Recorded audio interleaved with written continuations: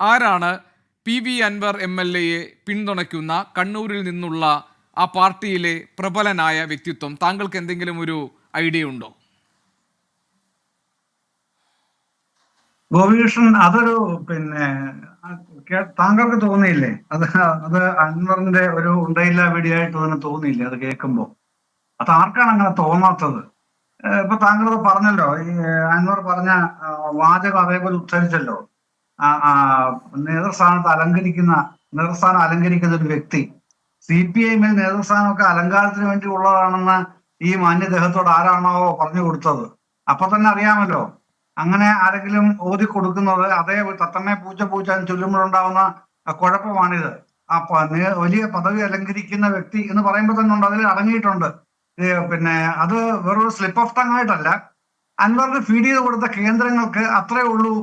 അത് സംബന്ധിച്ച CPM ഉള്ളിലെ കാര്യങ്ങളെ പറ്റിയുള്ള പരിജ്ഞാനം, നേതൃപദവി അലങ്കാരമായി കൊണ്ടു നടക്കുന്നവരാണ് CPM ആൾക്കാർ എന്നാണല്ലോ അതിന്റെ അർത്ഥം. അല്ല ഇതിനകത്തൊരു പ്രശ്നം, ഇപ്പോൾ മുഖ്യമന്ത്രിയെ പ്രതിരോധത്തിലാക്കുന്ന തുടക്കത്തിൽ അദ്ദേഹത്തിന്റെ ആരോപണങ്ങളൊക്കെ ADGPക്കും മുഖ്യമന്ത്രിയുടെ പൊളിറ്റിക്കൽ സെക്രട്ടറി P ശശിക്കുമെതിരെയായിരുന്നല്ലോ. അപ്പോൾ മുഖ്യമന്ത്രിയെ ലക്ഷ്യമിട്ട് പാർട്ടിക്കകത്തു നിന്നുള്ള ഒരു വിഭാഗത്തിന്റെ നീക്കം, അതിൽ PV അൻവർ ഒരു ഉപകരണമാക്കപ്പെടുന്നു, അൻവറിന് അങ്ങനെ ഒരു വലിയ പിന്തുണയുണ്ട് എന്ന് തുടക്കത്തിൽ ഒരു വ്യാഖ്യാനം ഉണ്ടായിരുന്നു.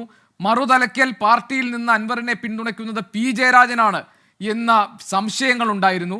ഇന്നിപ്പോൾ PV അൻവർ പറയുന്നു അന്ന് ഈ പറഞ്ഞതുപോലെയൊക്കെ തന്നെ പാർട്ടിയിൽ നിന്നൊരു പിന്തുണയുണ്ട്, പക്ഷേ കണ്ണൂരിൽ നിന്നൊരു നേതാവുണ്ട്, പാർട്ടിയിലെ ഒരു പദവിയിലിരിക്കുന്നയാളാണ്, പക്ഷെ അത് P ജയരാജനല്ല എന്ന് പറഞ്ഞാൽ പാർട്ടിയുടെ ഒരു വിഭാഗത്തിൻ്റെ രഹസ്യമായ പിന്തുണ അൻവറിൻ്റെ ഈ കലാപത്തിന് പിന്നിലുണ്ട് എന്നാണോ മനസ്സിലാക്കേണ്ടത്?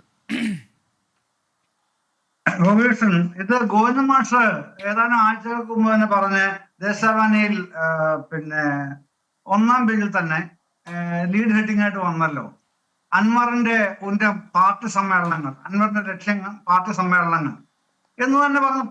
നേർക്ക് നേരെ ഇപ്പോഴല്ല, ആഴ്ചകൾക്ക് മുമ്പേ വന്നു. ഞാൻ ആ ഡേറ്റ് വേണമെങ്കിൽ പറയാം, എൻ്റെ ഉണ്ടോ അത് നോക്കി പറയാം ഏത് ഡേറ്റിലാണ് മാഷ് അത് പറഞ്ഞതെന്നുള്ളത്. അപ്പൊ ഇത് അൻവറിന്റെ ലക്ഷ്യം എന്താണെന്നുള്ളത് പാർട്ടി കാണാതിരുന്നിട്ടില്ല, അത് പറയാതെയും ഇരുന്നിട്ടില്ല. ആ തരത്തിൽ തന്നെയാണ് പാർട്ടി അതിനെ കൺസീവ് ചെയ്തിരിക്കുന്നത്. പാർട്ടി അതിനെ മൊത്തത്തിൽ ഇന്ന് സ്റ്റേറ്റ് കമ്മിറ്റി കഴിഞ്ഞല്ലോ, P ജയരാജനെ ഒന്നും ഇതിനകത്ത് കൂട്ടിക്കെട്ടാനായിട്ട് ഒരു കാരണവശാലും അൻവറിന് കഴിയില്ല. അതൊക്കെ വേറെ ജനുസാണ് സാധനം. അൻവർ ഉദ്ദേശിക്കുന്നയാളല്ല P ജയരാജൻ. അത് ഈ അൻവറിന് മറുപടി പറയേണ്ട ആളുമല്ല P ജയരാജൻ. എൻ്റെ ഒന്നും ആവശ്യവുമില്ല.